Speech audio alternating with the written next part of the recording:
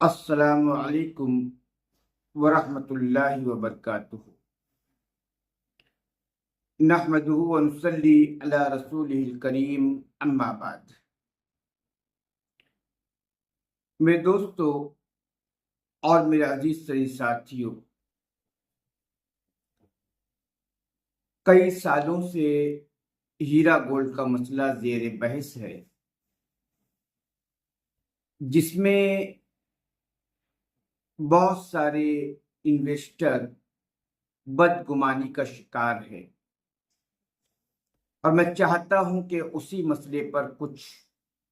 روشنی ڈالا جائے قرآن اور حدیث کی روشنی میں۔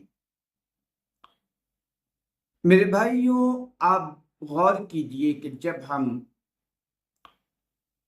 ہیرا گولڈ میں اپنا پیسہ انویسٹ کیے تھے، اس وقت ہم نفع اور نقصان دونوں کے مالک ہونے پر رضامند ہوئے تھے کہ چاہے نفع ہو چاہے نقصان ہو، دونوں میں ہم شریک رہیں گے۔ لیکن جیسے ہی ہیرا گولڈ پر کچھ پریشر آئے، پولیٹیکل پریشر، تکلیف آئی، پریشانی آئی، ہم اپنے وعدے سے مکر گئے۔ فوراً ہیرا گولڈ پر طعن و تشنیع کرنا شروع کر دیے، نوحیرہ آپا کی ذات پر حملہ کیا گیا، اور پتہ نہیں کیا کیا کہا گیا۔ تو یہ تمام عمل یہ غیر اسلامی عمل تھا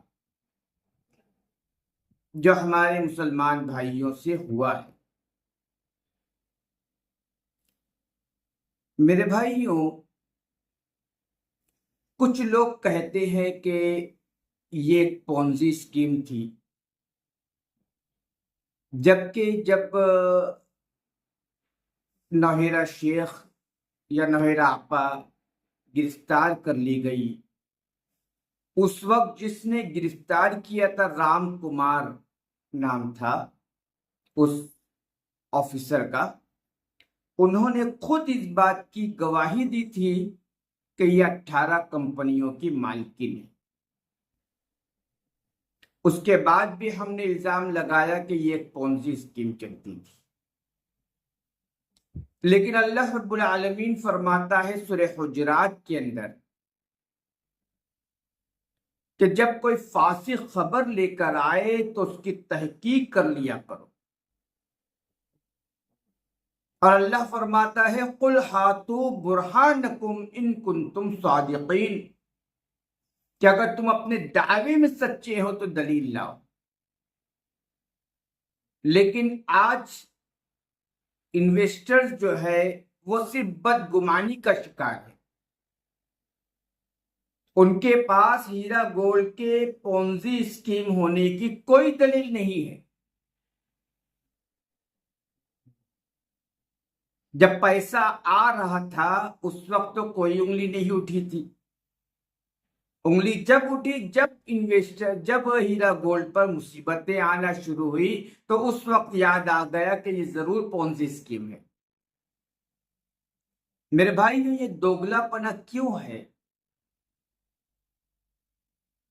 اگر لوگ اسلام کی تعلیمات سے آگاہ ہو جاتے تو یہ دوگلا پنا چھوڑ دیتے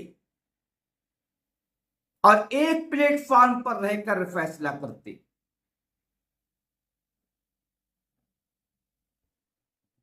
آج زیادہ تر ورغلانے والے لوگ،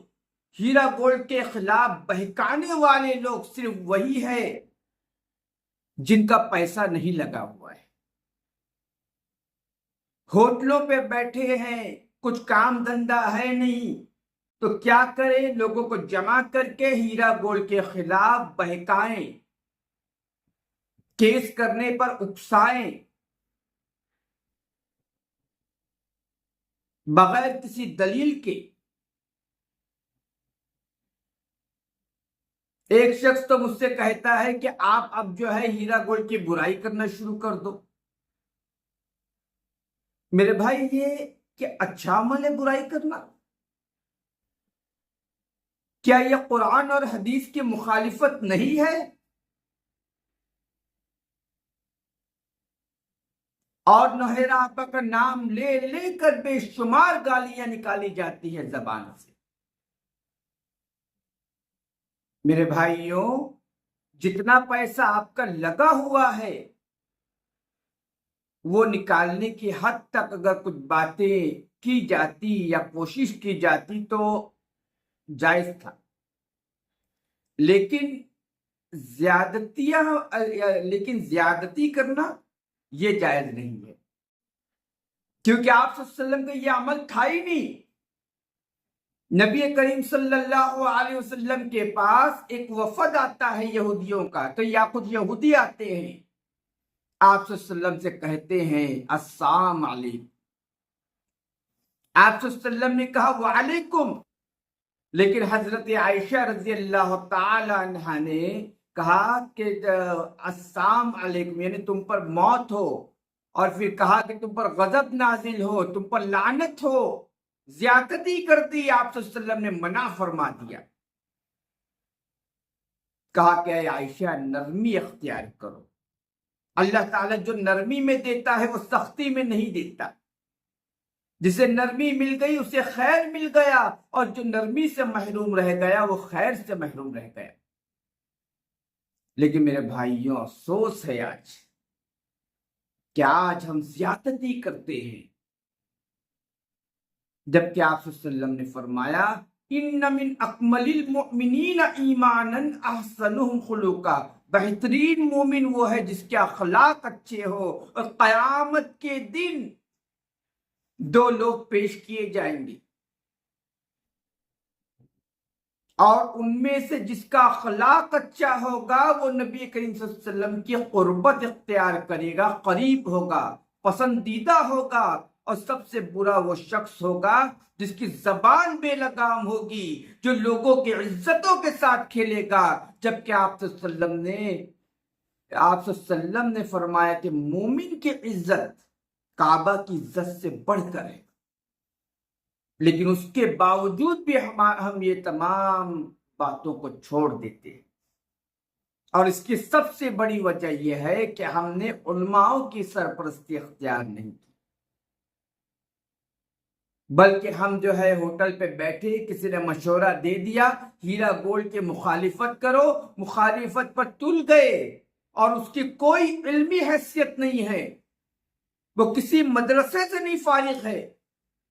صرف اس کو ہیرا گولڈ کے خلاف پروپیگنڈا کرنا ہے، فتنہ برپا کرنا ہے، اور یہی کام بیٹھ کر کرتے ہیں لوگ۔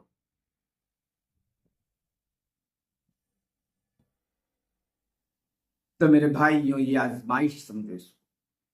جو ہمارا پیسہ ڈوبا ہے اسے آزمائش سمجھو۔ اللہ نے فرمایا وَلَنَبْلُوَنَّكُمْ بِشَيْءٍ مِّنَ الْخَوْفِ